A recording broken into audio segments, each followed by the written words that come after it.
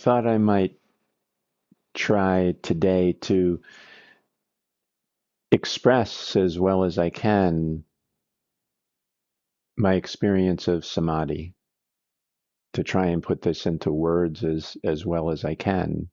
I understand that most people don't experience samadhi, even people that have been meditating for 40 or 50 years of their whole life don't experience this experience of samadhi, this complete freedom from the dream, from thought, from the sense of self, from the world, from all of it. I understand that it's fairly rare. So I'm going to try and explain it as best I can to take out any mystery or confusion or specialness about this. Right? When we make something special, like enlightenment, we make this special. It takes away from us, from our experience of it. It makes it into some other, something that we can't experience, something that's difficult to experience.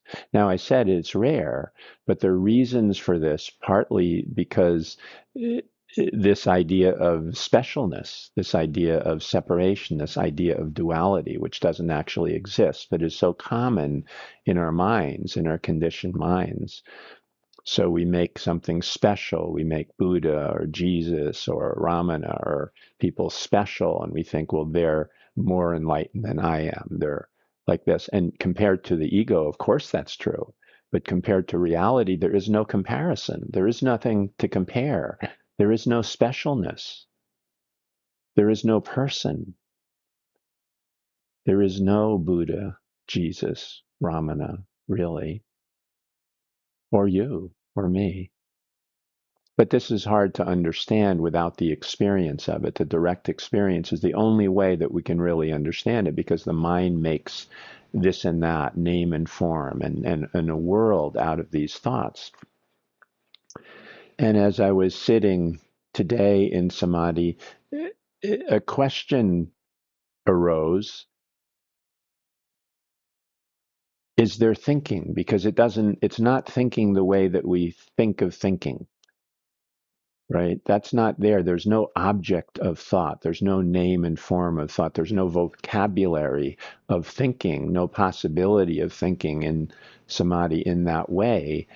But the thinking before name and form, before duality, before all that is there. It's like I don't know how to describe it. The thought process is still there, but not the way that we think of the thought process, not what we're used to. It's before all that, before there was ever a name or a form or a thought or a world or a self or any of this stuff that's in the dream. Before the dream exists, there is a thought, right? But not. It doesn't have any attachment. It doesn't have anything to say. I'm thinking this, right? Because in samadhi, we call this emptiness. And this is what Thich Nhat Hanh had so eloquently expressed about emptiness, because we have so much confusion about what emptiness is, right? Just as we do samadhi and enlightenment. And what he described is you have a cup, right? And it's filled with tea or water, and you drink the tea and water, and now there's no more tea and water in the cup. So the cup is empty. Empty of what? It's empty of tea or water, but it's filled with space, right? It's not a void. It's just empty of what was in there before. And so this is just a simple, natural, non-special way of explaining what emptiness is. Emptiness is empty of only the sense of illusion, the sense of duality, the sense of a separate self. That's gone. So if you take all that away from thought, there's still thought. It just doesn't have duality or name and form or a separate person or a world or any of that. That's not there in it. It's thought without any of that. So we don't have a vocabulary to describe The absence of everything. The absence of everything that we know and thought. And yet, it's not a void.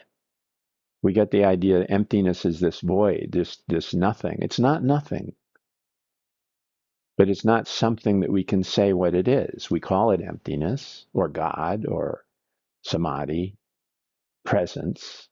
We have many names for this, but samadhi is an important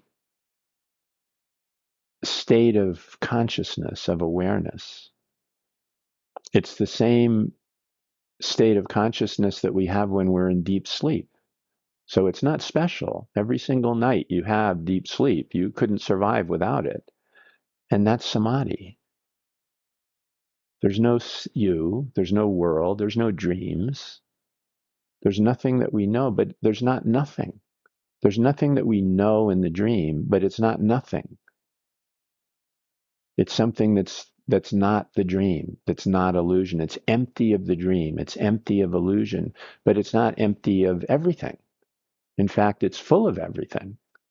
This is why you thoughts thoughts that we know of to make a dream are it's empty of that. Those don't exist in samadhi.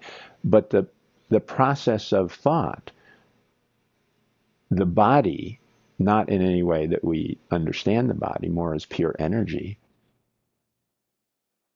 that's still there, right? It's just that the dream is gone. The whole dream is gone. Me, body, mind, world, tree, people, relationships, enlightenment, Buddha, Jesus, God, all that. That's gone. That's a dream. That's all the dream. So all of that is gone. It's empty of all the dream, all the illusion, and what's left is something else, because our language and our conditioned way of thinking is based on a dream, on illusion of separation, name and form, duality. There isn't really a way to talk about it very well because that vocabulary of the dream is not in samadhi. It's not in awakeness. It's liberated from all that. So there's this enormous freedom, and because of that freedom, this profound bliss. Because of the freedom, there's this profound sense of bliss. And because it's not the vocabulary of the dream, you can't even say because of that or cause, right? But yes, there is this very powerful sense of bliss, but no thinking about that, no naming it, no calling it bliss. It just is. It just is. Everything in samadhi simply is. This profound peace, because the dream is not peaceful for any of us, no matter how spiritual we are, no matter how perfect our life is, no matter whether we're, up in a mountaintop completely by ourselves and just meditating in a beautiful space, it's not peaceful yet. Samadhi is peace. Samadhi is bliss.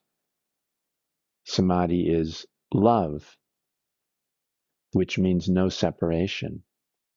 No separation. So when we experience love in the dream world, we may love someone, and that love is because we feel a little bit less separate. Say we have a dog. Dogs are very unconditionally loving to their owners, right? So that's nice. And then we can feel unconditional love for them, or a young child. And we feel connected to them. We feel less separate, less me and them, and this sort of merging, this sort of disappearance of that separation, that falling away of the separation. That's our experience of love. And it points to the true experience of love, which is no separation at all. It points to this. We don't know this. We're seeing an object. We're seeing another. We're the subject and there's the object. But in samadhi, there's no subject or object. That's all part of the dream too. So in the Hindu teachings, neti neti, not this, not that, is one of the best ways we can describe it. It's not anything in the dream. So it's not anything that we have a name for. It's not anything that we have words for. It's empty of all that. but full of the reality of all that, not the dream of it, not the illusion of it, but the reality of it. And we don't have a vocabulary for what that is. That's why there's thought as we know it is not there, right? It's not there at all. But the process of a mind is still there. The mind that creates thought is still there. It's just empty of all the illusion, all the words, all the thoughts. That's gone because samadhi doesn't have that vocabulary. There is no vocabulary of samadhi. The closest we can get is it's not this, not that, not anything that we think. It's absent of all that because that's illusion. It's reality. And because the world of thought is a world of dream, we can't use that, our typical way of thinking, our conditioned way of thinking. We can't use that to describe something that's beyond that. It just doesn't work. You can't. So initially, when we experience samadhi, for the first number of times, maybe years, it's that process of thought wants to make something out of it to say, I understand this bliss. I understand this God. I understand this awakening, this wonderful experience. It just, the habit energy wants to do it. And as soon as it tries to make some thought about it, we're no longer experiencing samadhi. That's how we come out of it. Why it's uh, challenging, to get into it and to stay in it because we haven't accepted the fact that it doesn't have anything to do with our thoughts. And once we truly understand that and realize that what we experience in samadhi is reality and all our thoughts about it are not, or thoughts about anything are not reality, once we truly accept that, and samadhi itself shows us this, then we don't do that anymore. And we can be with this clear, pure, empty thought that has nothing in it, nothing of a dream, nothing that we can talk about, and yet is full of reality. But we'll never be able to understand that with our mind. And we accept that, and that's fine, not just fine, but wonderful. Because if we did have a thought about reality, it wouldn't be true. And we'd become attached to that and believe that that was what reality is, and we'd miss reality. Reality is completely and entirely beyond thought. And samadhi is beyond thought as we know it. That pure, empty space that contains everything, including thought, that's here in samadhi. And so is everything else throughout all the universes, infinite, limitless, boundless. That's there too. And it's pretty profound that in this limited human body, we're capable of experiencing something that is so infinite, boundless, eternal, and limitless. And for thousands of years, humans, some have done this. But when we make this special, we make a religion out of it. It's just a distraction. It's a way of getting lost and not able to attain this thing because any human anywhere has experienced this. So can you, right? So can you. This is the possibility. This is the presentation. That's all we need to know. Buddha experienced it. Wonderful. So can I. That's all. We don't need to worship Buddha. What a waste that would be. We're here to wake up. It doesn't matter that Buddha woke up. That's only proof that we can. It just, oh, good. Okay. Now I know. Forget about Buddha. Let's see where this is. Let's go deeply inside. Let go of this dream. Surrender all this dream. Surrender all of it. And here we are. It's about surrendering. It's about letting go of the dream. Any clinging to anything, I need to understand. Clinging. I think I know. Clinging. It's all clinging. We let go of everything. And then reality is simply here. It always has been. But our clinging to aspects of the dream or ourself or knowing something get in the way. That's all. It's not special. It's not special.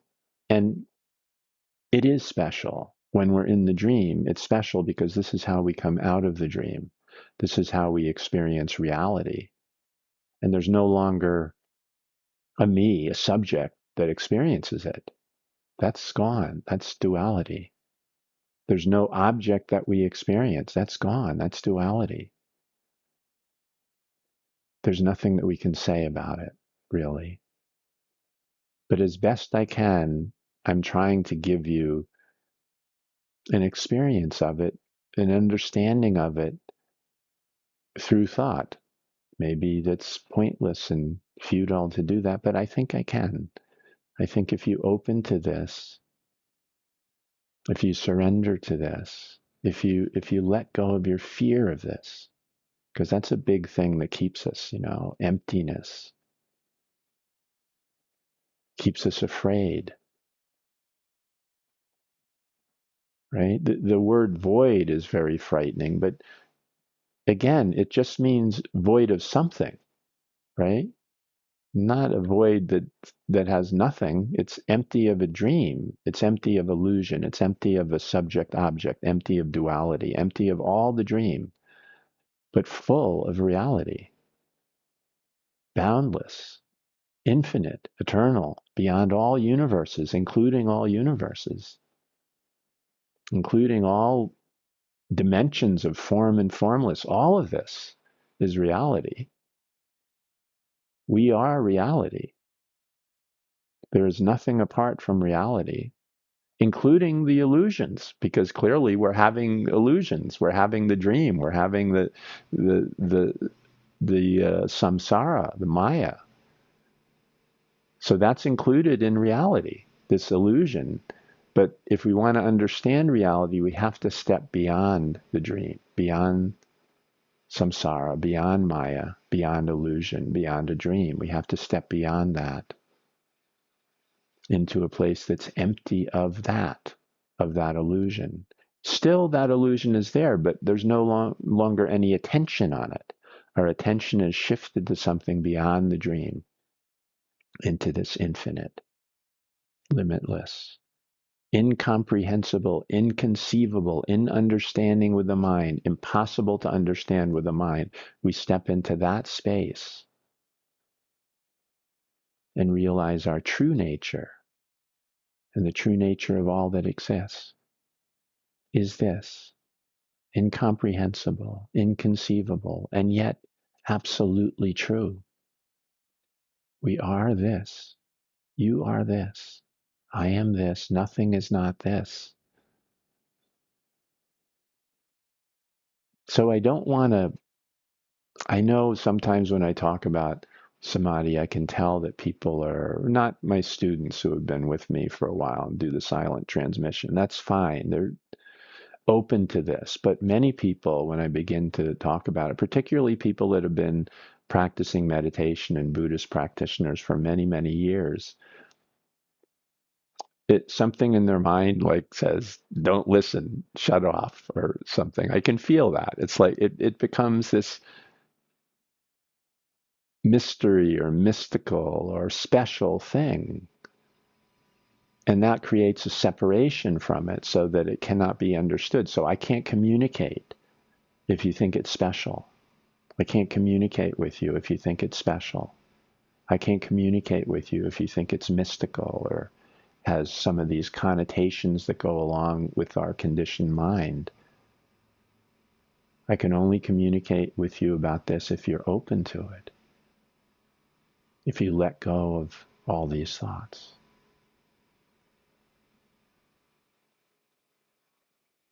Sometimes they talk about just being. So just being, right? Just being, right? There's nothing you have to do or learn, or you don't have to have a PhD in Buddhism, or you don't have to have meditated for 50 years to be.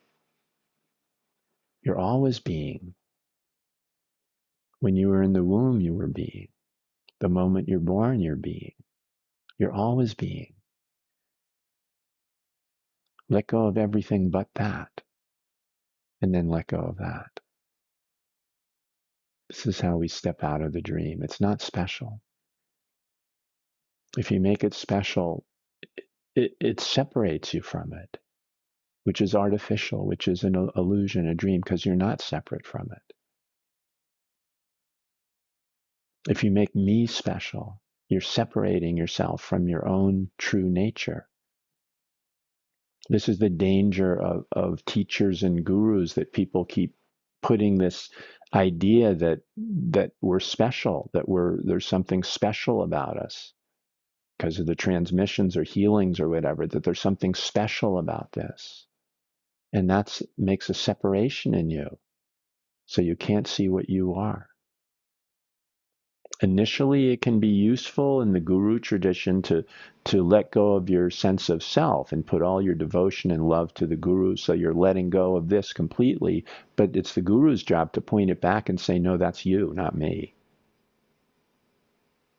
It's you that you've been looking at the whole time.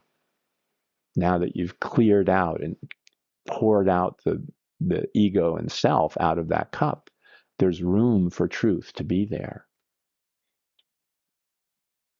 But so many people get mixed up and spend their whole life worshiping and devoted to that guru without ever looking at themselves. And I was very fortunate with Thich Nhat Hanh, and there's no such thing as fortunate or luck. I was just there. It was just right. And he was a wonderful teacher in that way, because he would not take that, I am so wonderful, look at me, I'm great, ever. He didn't have that sense of an ego self, and he would constantly be pointing it back to you, back to you. He was just a wonderful role model and example for me. And I think that's also what I always do. And a lot of it probably had to do with my time with Thich Nhat Hanh, which I'm very grateful for. Not because he was special, although it's hard not to think that, but the truth is, when you open to that enough, then there is no separation between you and the teacher. You cannot find where you end and they begin, where they end and you begin. There isn't that separation anymore. And there never was. That's what a good teacher is teaching, that there never was any separation. But if we have this idea of specialness, that can draw us in initially, but we have to let go of that as soon as possible, because that will keep us stuck and we'll never see our true nature, never find samadhi, never wake up. In samadhi, there is none of that. There's none of that. There is no separation. So there is no Buddha, no Jesus, no God. If there's anything separate about that, God has no I. Buddha has no I. Jesus has no I. Ramana has no I, no self. That's the beauty of it. And you don't have one either.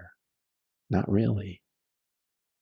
You are the totality, the allness, the infinite, the eternal.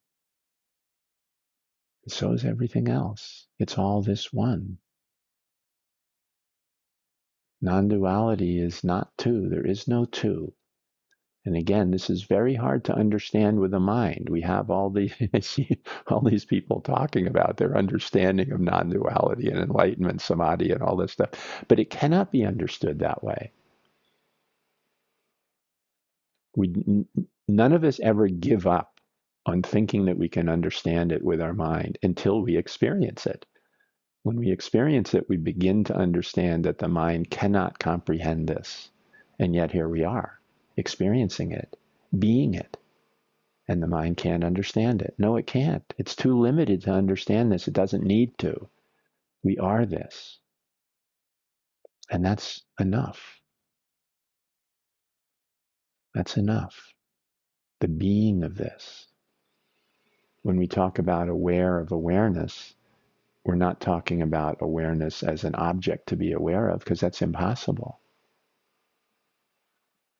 We're talking about the being of awareness. when we let go of all the ideas that we have and we just are awareness itself, which is also limitless, infinite, eternal, what I think of as God. But that's not something separate, not separate from me or anything else. It's a word to me that means this samadhi, this non-duality, this infinite, eternal, limitless beingness. This is a wonderful thing. And this is what samadhi is. This is what we awaken to. And profound things happen in this dream world, the healings, the transmissions, and all this stuff that happens. Why? Because this is truth. And the world of the dream is not.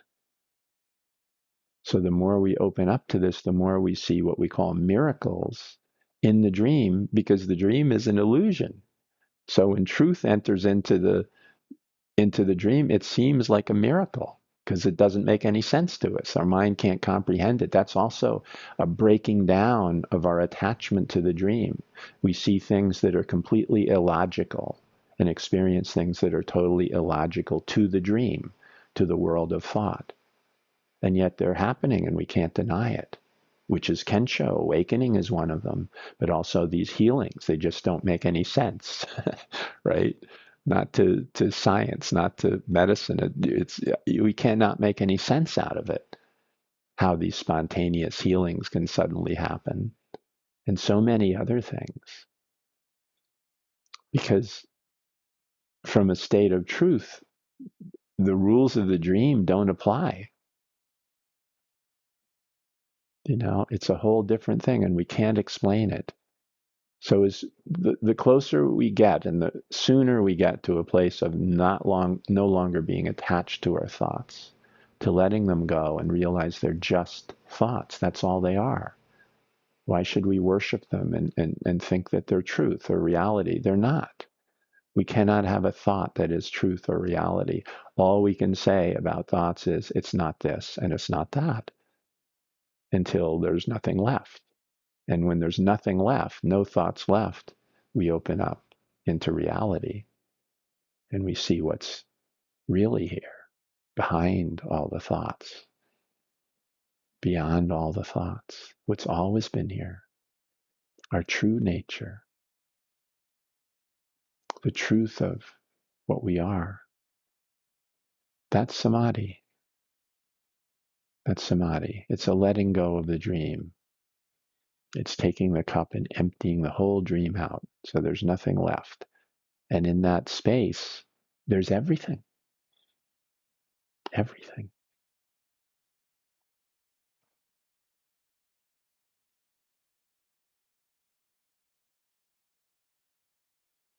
Thank you, my friend. I hope this makes some sense. And this is also why I do the silent transmissions, because words are distracting. Words bring up thoughts, bring up our insatiable attempt to understand things with our mind.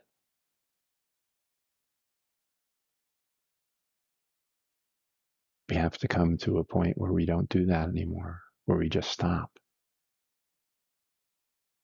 and just be.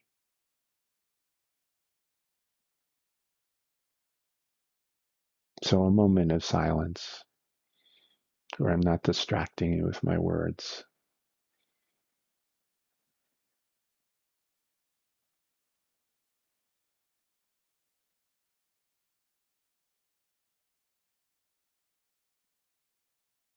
It's not special.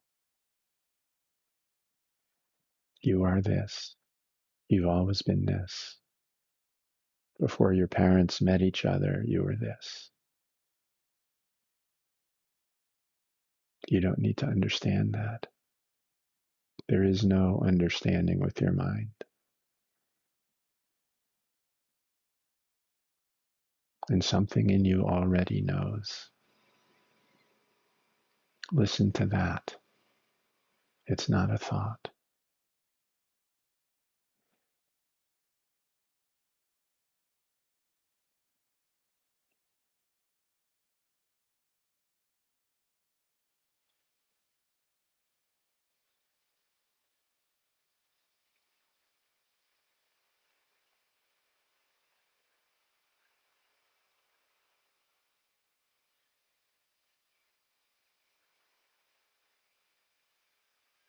Thank you, my friend.